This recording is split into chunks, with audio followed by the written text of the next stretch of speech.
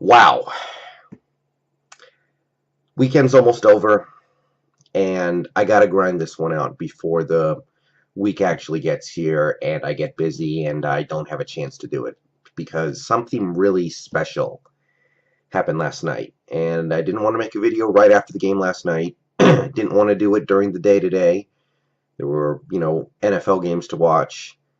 I really just wanted to take 24 hours to let everything just settle in, let everything process because last night it was not as big as what we saw last week for sure against the Cardinals, but this was this really sent a message to me and should send a message to everybody else that this team is legitimately a playoff contender.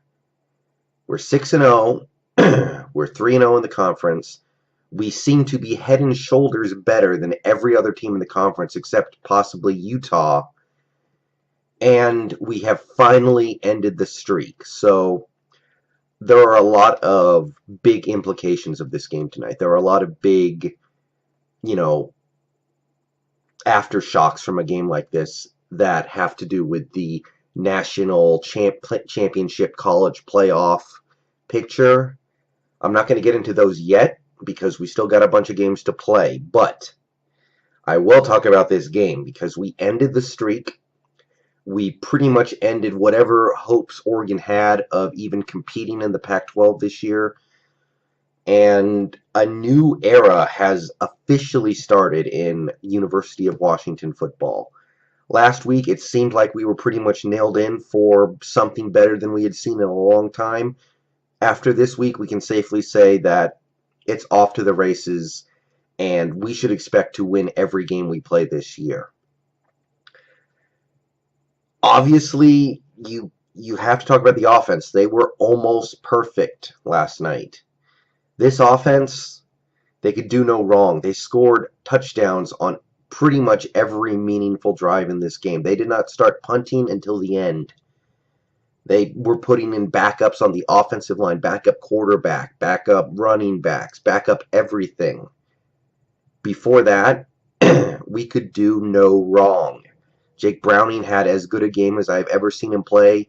He broke some school records. He tied some national records for this season with 8 total touchdowns, using his legs to extend plays, to pick up first downs and pick up touchdowns in short yardage. Just an absolutely perfect game from Jake Browning. Dante Pettis, huge game. I never thought of Dante Pettis as a number 1 type receiver, but so far this year he's more or less been playing like it. John Ross, 3 touchdowns, monstrous game. Our passing game was mostly those 2 guys. So for those 2 guys to dominate their matchups every single play where their number was called, it seemed like, there's not much else you can say. I haven't seen a UW offense do something like this since probably the bowl game against Baylor, and we ended up losing that game, believe it or not. Running attack, flawless. Gaskin had the best game of his career. Dotson came in as the backup and played very well. Lavon Coleman played well again. Offensive line, pretty much perfect. They gave up a couple sacks, but that's going to happen in a... Excuse me, I'm still a little sick. That's going to happen over the course of a game. They were great. Everything about this offense is just on point. And on the road, against a bad defense, I'll give you that. Oregon's a bad defense, but on the road, it's just so good to see your team execute like that on offense. And defensively, Oregon didn't really start scoring until we had already gone up by 4 touchdowns. And the game, it wasn't over, but it felt like it was over. It was close to being over. We forced a couple turnovers. We forced a turnover on the first play of the game. Come on. We forced some fumbles. We stopped Oregon on 4th down multiple times to keep them from scoring. Oregon went into desperation mode very early in this game. They started going for it on 4th down in like the first and second quarter when they were in field goal range. They didn't want to kick field goals. They were like, we're going to get 7 and we're going to get nothing. And if we get nothing, that's fine. Field goals are not going to help us in this game, and they were right. and we did a great job clamping down in the red zone on some of their drives deep into our territory. We forced a couple of turnovers, like I said, including the fumble inside the 10-yard line. Oregon's rushing attack was contained. It was not, completely eliminated, of course, but we held them to 5 yards a carry. Royce Freeman had a very quiet day, and mostly Oregon just busted a few big plays against us. They weren't able to methodically pick up 6 yards, 6 yards, 6 yards.